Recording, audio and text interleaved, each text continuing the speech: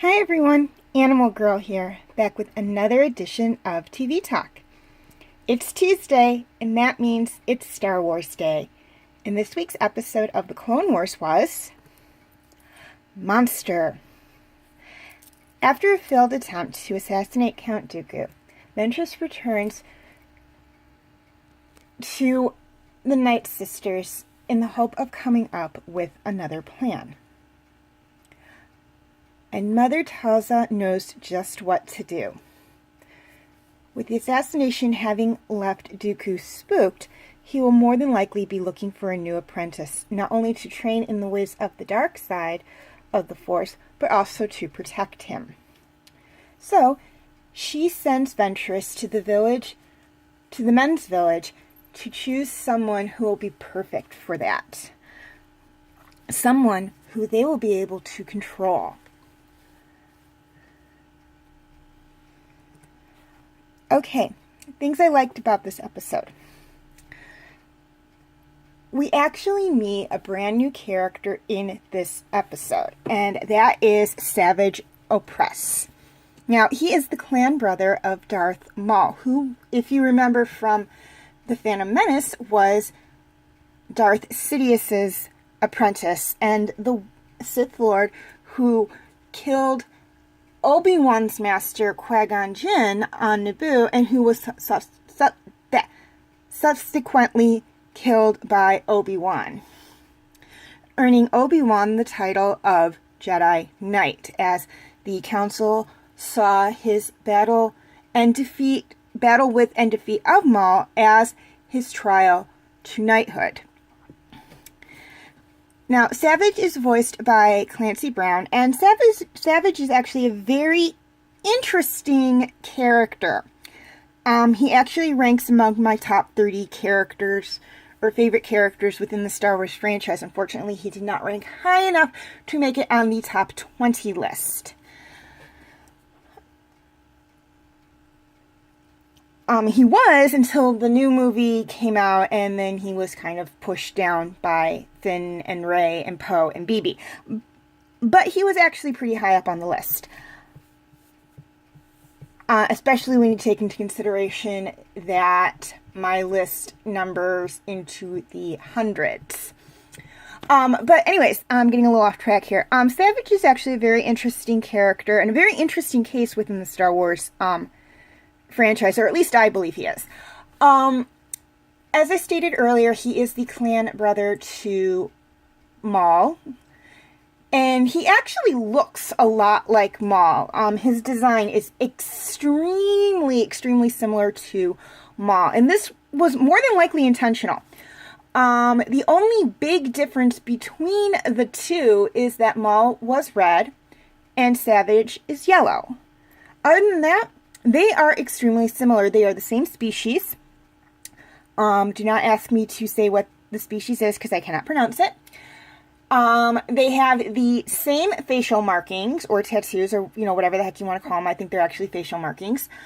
They are the same height, and they have the same body structure. So it is literally like they took Maul from The Phantom Menace, put him in the Clone Wars, and just changed his skin color. I mean, they are so similar. Also, he is going to be very important definitely in season 5, possibly season 4. He has a connection to another character who is going to be reintroduced in either season 4 or season 5. We have not seen him yet. For those of you who have seen the Clone Wars from beginning to end, please do not give away any spoilers, as I will reveal who that character is when we get to that point in the series. I just don't want any big spoilers in the comment section, so please refrain yourselves from saying who it is. Although everyone out there can probably guess who. But anyways, he's an extremely interesting character, and his development is one that I really like. But his use within the franchise, I would have changed a little bit. I would have gone a different way with him, to be completely honest. I mean, if I was writing for Star Wars, I would have gone a different way with him, and still had made it get to the point that they had to within the storyline. And that brings us to things I didn't like about the episode. And basically, it's the way Savage was introduced and his role within the franchise. I honestly believe if how they wrote Savage into the franchise had been different, he would have been a completely different character. When we first meet him, has this noble sense about him. He basically volunteers to go with Ventress back to the woman's village, or the Nightsisters, to spare the life of one of his best friends. So he has this noble air about him, which I absolutely loved about him. And then it gets twisted by the Nightsisters in Ventress's quest for revenge. And that right there I have issues with. If I was Ventress and I found myself in this situation, I would have gone a different route. I mean, Dooku thinks she's dead. The Separatist Alliance thinks she's dead. The Republic thinks she's dead. The Jedi think she's dead. The only one who probably knows she's not dead is Palpatine, aka Darth Sidious. And he's not giving any hints that he knows she's alive. So she basically has this golden opportunity to start her life over again. And I'm not saying I wouldn't have introduced Savage in this episode. I just would have done it a different way. Rather than have him introduced as a pawn for Ventress to exact her revenge, I would have introduced him under a completely different light and a completely different set of circumstances. And I still would have found a way to make exactly what the creators wanted to use him for later on down the line fit into that storyline. Because I feel that, granted, Ventress was portrayed as this assassin and Sith Lord and very bad character, but we saw her backstory in the previous episode, so we know where she comes from, and we know that a lot of this, that being a Sith Lord wasn't really her choice. Dooku, basically, in my opinion, forced it on her, and then after that, she didn't have a choice, and now she has the chance to make choices for herself, and I feel I would have, if I had been the writers, I would have gone about it differently, but they chose to go this way. That's the way they wanted to go, and that's perfectly fine. It's their show. That's what they wanted to do. Again, in my opinion, I would have gone about it differently.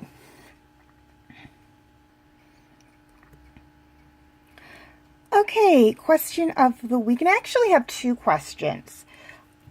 So you can choose, you actually have a choice here. You can either answer both of them, or you can choose which one you want to answer. I don't care. But I felt that both of these questions were very relevant to what was going on in the storyline. Now, first question. Do you think Savage knew what he was getting into when he agreed to go with Ventress? Do you think Ventress actually went to the men's village under false pretenses? Or do you think they knew exactly what was going on and that the men that were participating in this little test of hers knew what they were getting into? Second, what are your thoughts on Ventress continuing to seek revenge? I already gave you my thoughts on that, so I want to know what you guys think of it. Please leave your answers in the comment section. Also, feel free to leave your comments and questions in the comment section. I do love to read those. And please like and share this video, or like if you're watching it on Facebook and like and subscribe if you are watching it on YouTube, excuse me. And feel free to follow me on Instagram, Twitter, Tumblr, and DeviantArt. I do have my name for those 4 sites right there on the screen, as well as the pictures I use for the icons. Please note, all pictures seen within this video belong to their respective artists. I own absolutely nothing. Okay, quick reminder on my comment rules.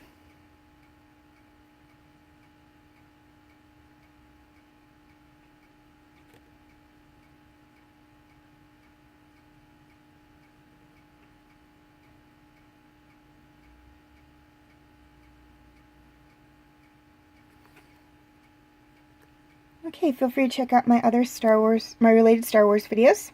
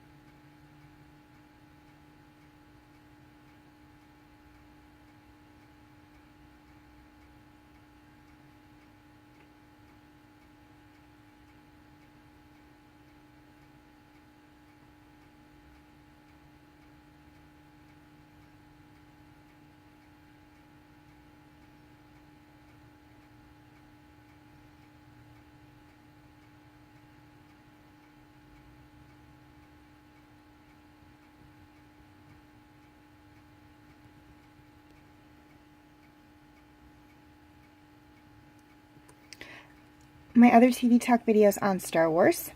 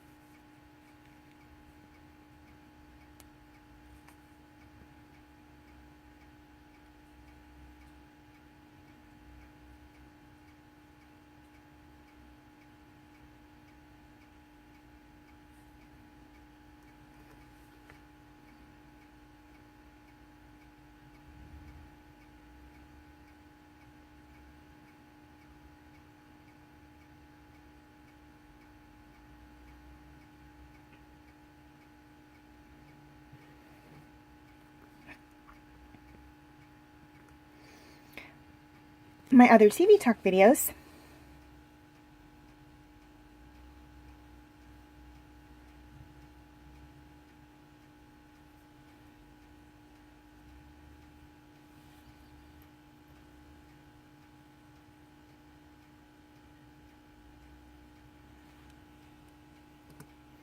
And my other videos.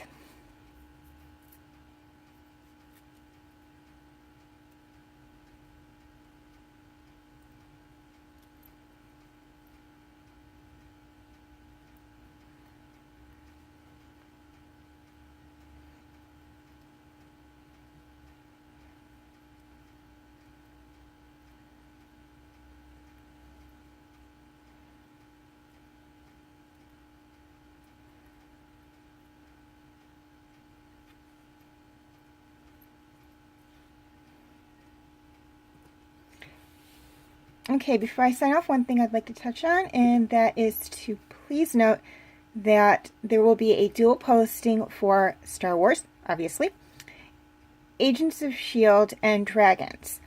They will be posted both to my Facebook page and my YouTube channel. All my other TV Talk videos will be posted exclusively to my Facebook page. So, if you'd like to check out any of those videos or the backlogged videos of Star Wars, Agents of S.H.I.E.L.D., and Dragons, you can feel free to check them out on my Facebook page. I will have the link in the description section. As always, thank you for watching, and may the Force be with you.